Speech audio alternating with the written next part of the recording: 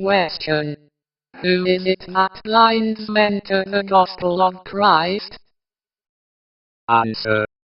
In whom the God of this world hath blinded the minds of them which believe not, lest the light of the glorious gospel of Christ, who is the image of God, should shine unto them.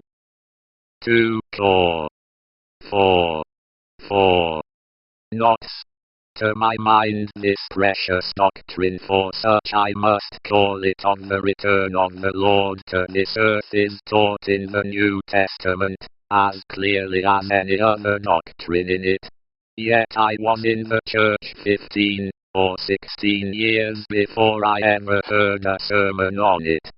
There is hardly any church that does not make a great deal of baptism.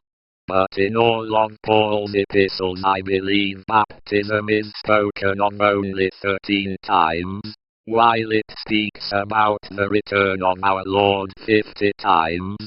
And yet the church has had very little to say about it. Now I can see a reason for this. The devil does not want us to see this truth, for nothing would wake up the church so much. The moment a man takes hold of the truth that Jesus Christ is coming back again to receive his followers to himself, this world loses its hold on him.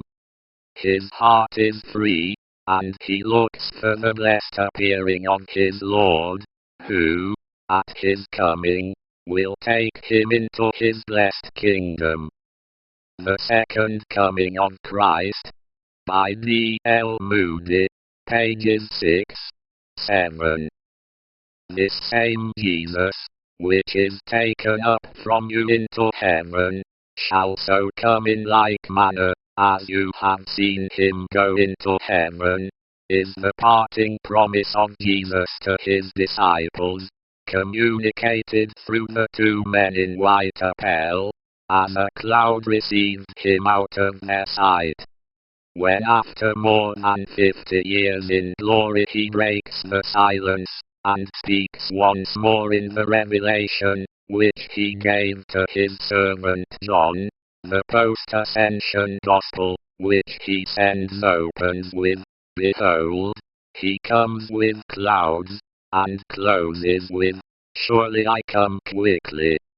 Considering the solemn emphasis thus laid upon this doctrine, and considering the great prominence given to it throughout the teaching of our Lord, and of his apostles, how was it that for the first 5 years of my pastoral life it had absolutely no place in my preaching?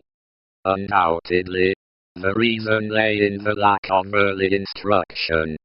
Of all the sermons heard from childhood on, I do not remember listening to a single one upon this subject. How Christ Came to Church, by A.J. Gordon, D.D. pages 44-45.